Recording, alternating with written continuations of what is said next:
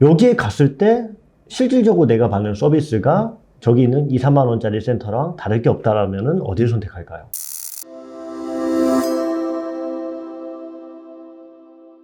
그때 상황과는 굉장히 많이 달라졌어요. 1990년대 들어서 이제 미국이나 유럽에서는 버짓형 피트니스 센터 또는 그 HVLP라고 표현하는데, 네, 하이 밸류, 로우 프라이스, 우리말로 표현하면은 가성비가 좋은 센터들. 네, 가성비가 생겨나기 시작했어요. 네. 네. 뭐 여러분 잘 아시는 이런 미국에 있는 플래닛 피트니스 같은 경우는 거의 월회 회비를 10,000원 조금 넘게 받잖아요. 그렇죠. 이 정도로 심하진 않더라도 한 2만 원, 3만 원 정도 받아가지고 자유롭게 이용하세요 라는 개념의 피트니스 센터가 1991년도부터 생겨나기 시작했습니다. 네. 유럽에서 가장 큰 플레이어 중 하나인 맵핏이 사실 최초의 이 HVLP 모델이라고 보시면 되겠고요. 더 재밌는 점은 1965년에 생겨서 이 브랜드 피트니스의 가치를 쭉 이어오던 골드짐이 올해 초에 인수가 됐어요. 이 맥핏한테. 아, 그래요? 네, 인수가 됐습니다. 둘 다 코로나19 때문에 힘든 상황일 텐데 맥핏은 괜찮은가 봐요? 네, 맥핏 같은 경우도 사실은 괜찮지는 않을 거예요, 물론. 네. 괜찮은 오프라인 기반 피트니스 센터가 없다는 건 사실 우리 모두 다 몸으로도 느끼고 있고, 네. 다만 맥핏 같은 경우는 포트폴리오를 다면화한 전략들이 좀 있었습니다.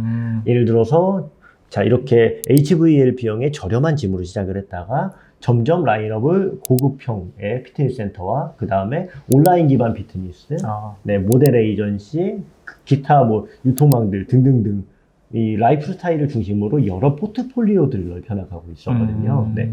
때문에 이런 포트폴리오 전략 때문에 많은 투자사들이 달라붙어 있고 이 투자사들의 푸시 때문에 자, 이 사태가 끝나면 그럼 누가 살아남을 것이냐라는 이런 우리가 베팅을 하게 되잖아요, 일부에. 그렇죠. 어디가 남을 거냐라고 했더니 찍혀 있는 곳을 몇 군데가 정해져 있는 거죠. 자, 맥핏이 남을 거고 너희들 밀어줄 테니까 기존의 헤리티지가 강한 곳을 인수해 라고 정해서 자, 골드짐을 인수를 했어요. 단돈 1,000억.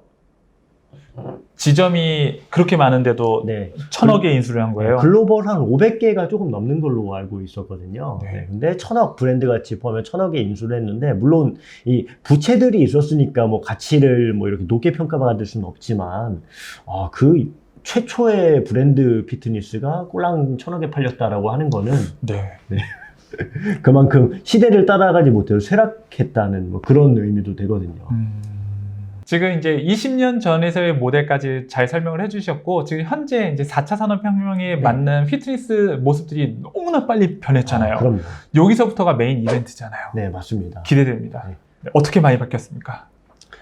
자, 이제 2010년도 들어서 사실은 이게 피트니스 산업 지형이 굉장히 크게 바뀌었다라고 평가하는 분들이 많았어요. 기존에 1990년대 HVLP 짐들이 지금 출현했다고 말씀드렸죠. 네. 그 다음에 이 HVLP 짐들이 점차 성장을 하면서 시장의 상당 부분 한 30% 이상, 네. 40% 가까이를 잠식하게 됩니다. 회원수로는 더 많고요. 네. 네. HVLP 그 피트니스들은 아직도 잘 살아남아 있는데 궁금한 게 있어요. 네.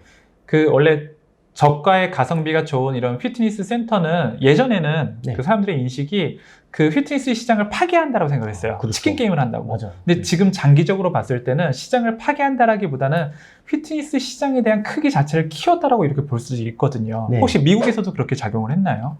동일하게 작용을 했었는데, 과거에 이런 브랜드형 피트니스 센터들이 1980년대에 많이 생겼다라고 말씀드렸잖아요. 네. 이때 이슈가 좀 크게 두 가지가 생겼었어요. 첫 번째, 이런 균일화되지 않은 피트니스 센터의 품질들에 불만이 많다.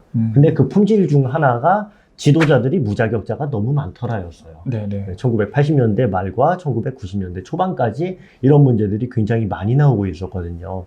때문에 이런 품질 규정도 확립을 해야 되고, 그 다음에 인지에 대한 규정도 확립을 해야 된다. 네. 이런 관점이 견지되면서 태어난 게 우리 저희 파프진 선생님들과 전문성을 추구하시는 여러분들이 아시는 바와 같이 NCCA가 1990년대 초에 출범을 하게 됩니다. 네, 이렇게 됨으로써 무자격자들이 상당 부분 정리가 됐고, 피트니스 센터도 양질이 아닌 피트니스 센터도 미국에서 상당 부분 정리가 됐어요. 네, 미국은 항상 튼튼하고 해피한 이런 시나리오만 있을 것 같지만, 네. 이들도 많은 분들이 망하고 많은 분들이 새로 나오고 이런 모습을 보여왔거든요. 피트니스 산업 자체가 굉장히 많이 커지다 보니까 이제 관리를 잘할 수 있는, 관리가 잘 되다 보니까 NCCA 같은 협회가 잘 소속이 되어 있고, 거기서 이제 자격단체들이 굉장히 많이 나왔어요. 네, 소속되어 맞습니다. 있었죠. 네. 제가 기억했었던 거는 뭐 NSCA나 NASM이나 뭐 ACSM이랑 다 그 안에 소속돼 있던 걸로 기억을 하고요. 그럼 이제 2010년대 이후에서 2020년도까지 현재까지 보면은 속도가 훨씬 더 빨라졌잖아요. 네, 맞습니다. 네. 그래서 못 따라가겠어요, 저는.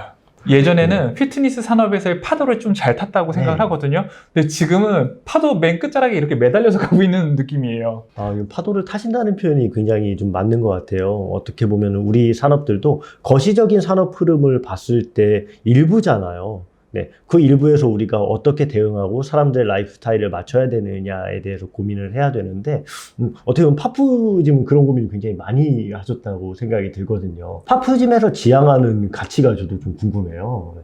주로 어떤 가치들을 지향하시는지. 저희가 지향하는 가치는 원래는 올바른 피트니스 문화를 만들자가 저희 첫 번째 그 지향하는 가치였었거든요. 근데 그게 이제 10년 전에 저희가 파푸짐을 이렇게 만들면서 만든 가치인데 요즘에도 이야기를 많이 해요. 네. 근데 동일해요.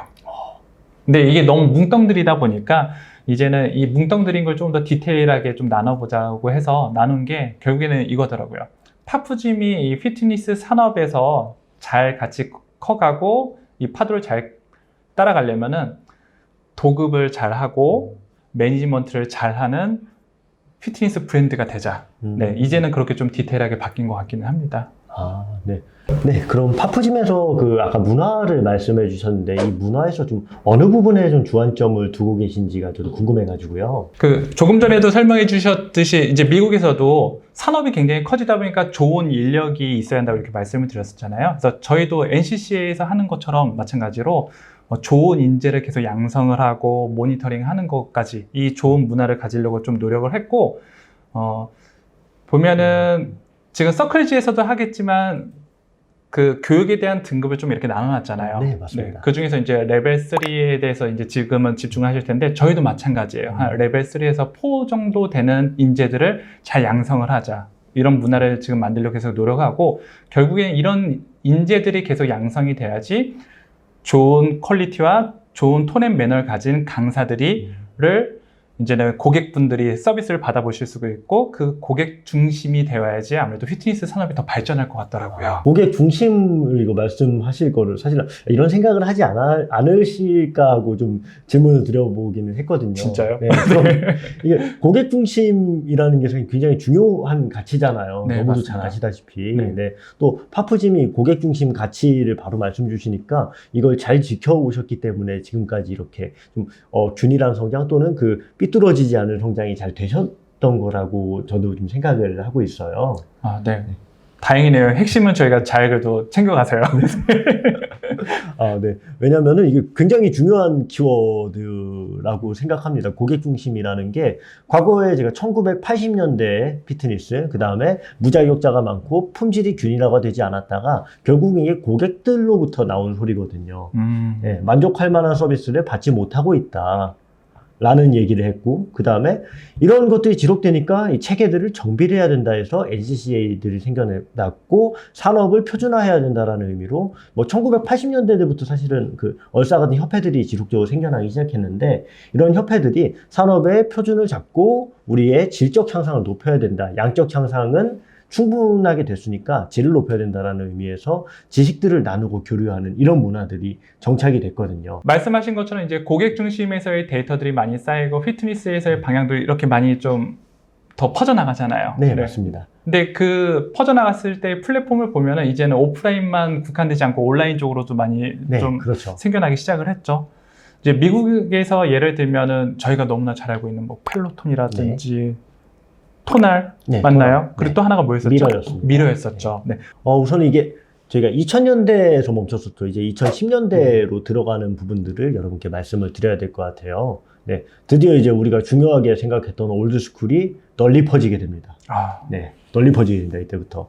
자, 왜냐하면은 일반적인 피트니스 센터의 모델이 1980년대에 브랜드형으로 정립이 돼서 인더스트리얼하게 퍼져나갔다고 말씀드렸죠. 그리고 자, 20년이 지났고요. 정비하는데 10년 보냈다고 치고 나머지 20년, 총 30년이 지나갔죠. 그러네요. 그동안 고객들의 운동 수준은 향상이 됐고요. 그 다음에 세대가 좀 더 바뀌고 미국 같은 경우는 국민소득이 비약적으로 올라갔습니다. 지금 한 $60,000 안팎으로 지금 알고 있는데 안팎이었는데 6만 달러. 네, 6만 달러 안팎입니다. 우리나라가 3만 달러. 네, 3만 달러 조금 넘어가거나 떨어질 수도 있을 것 같아요. 코로나 때문에. 그렇죠. 네. 그럼 다시 저희는 예전 피트니스 문화로 내려가나요? 근데 꼭 그렇지만은 않은 게 과거에 제가 이런 그 커피 산업에 대한 그래프를 한번 본 적이 있어요. 2008년도 그 금융위기 당시에 커피 수요가 줄어들 거라고 생각했는데 절대 줄어들지가 않았거든요. 이미 습관이나 문화로 정착된 것들은 도로 빼기 안 된다는 거죠. 습관과 문화로 이루어진 것은 백보다는 계속 성장을 한다. 그렇죠. 아니면 유지를 하거나 그렇죠. 성장을 한다. 맞습니다. 계속 남아있는 거고 이거를 그래도 해야 되는 것이다라고 인지를 하게 되는 것 같아요. 사람들이. 네. 그러면 이제 다시 앞으로 지나가서 이제 2010년대 이후로 이제 굉장히 많이 바뀌어져서 디지털 트랜스포메이션이라는 그 용어가 맞습니다. 너무나 익숙해졌죠. 네. 온라인 피트니스가 굉장히 폭발적으로 성장을 했죠. 네, 맞습니다. 그 어느 정도로 지금 커졌습니까? 지금 올해 초 1월 달이랑 지금 현재 시점이랑 비교해봤을 때 펠로톤의 주가가 거의 4배 가까이가 올랐다고 하더라고요. 4배가요? 네, 4배.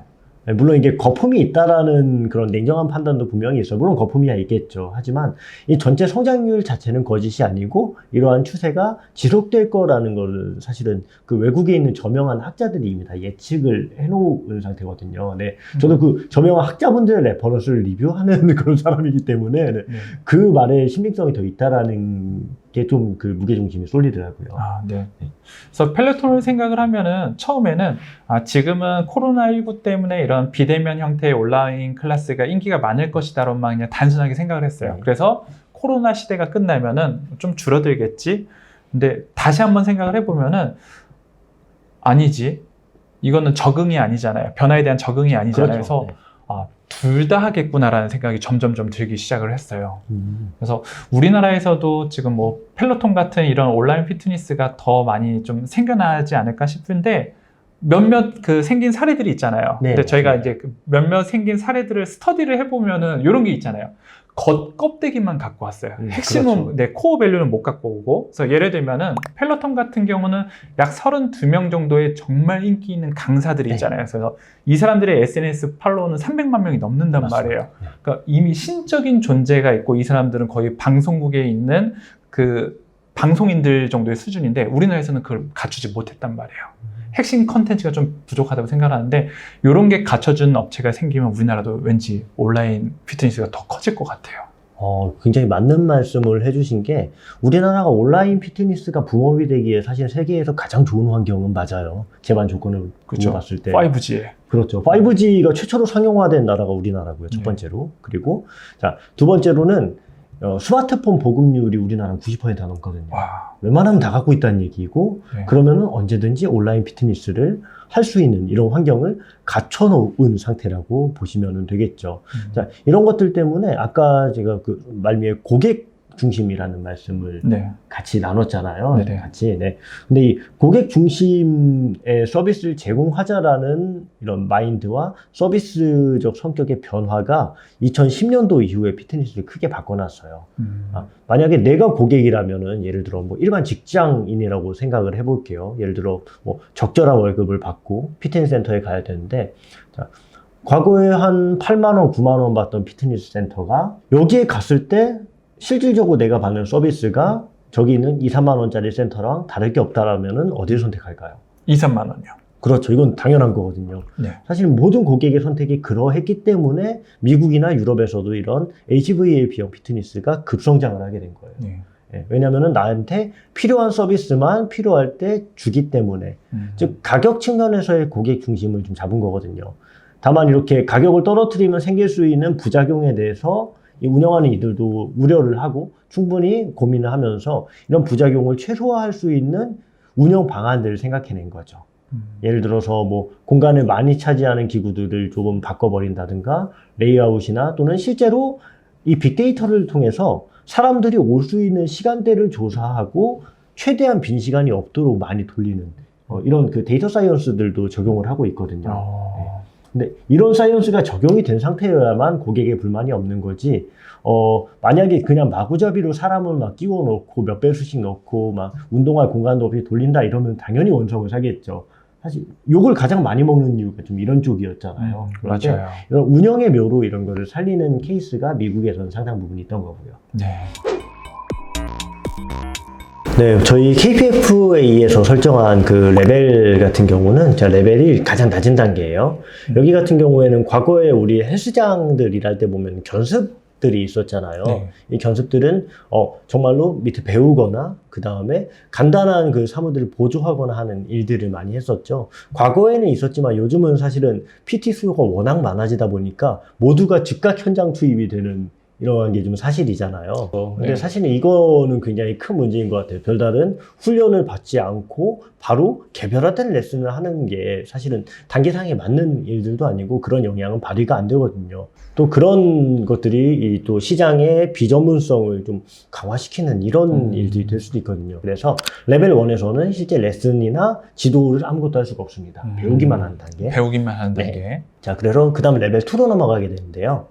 레벨 2 같은 경우는 자, 기본적인 우리 과거에 퍼블릭 트레이너라는 표현을 썼잖아요. 그렇죠. 네, 이 퍼블릭 트레이너의 직무가 레벨 2번째 단계예요. 그럼 원포인트 레슨을 돕는 트레이너라고 그렇죠. 보면 될까요? 네, 기본적인 운동 동작만 하고 원포인트 레슨을 돕는데 개별화된 트레이닝을 제공할 수준은 되지 않는다라고 판단하는 단계예요. 때문에 퍼스널 트레이닝을 할 수 없는 단계가 되겠죠. 네.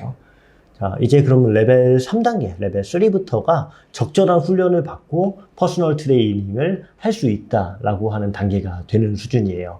이때는 주로 뭐 특별한 요소가 있는 게 아니라 건강 체력 요소들 중심으로 피트니스 프로그램을 구성하고 개인적인 운동 프로그램을 디자인해서 제공할 수 있다를 목표로 삼고 있죠. 그래서 일반적인 PT가 사실 대부분 레벨 3단계에 해당한다라고 생각할 수가 있고요.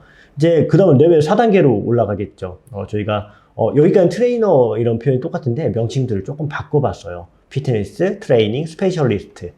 트레이닝 이게, 스페셜리스트. 진정한 전문가가 되는 거죠. 이때부터는.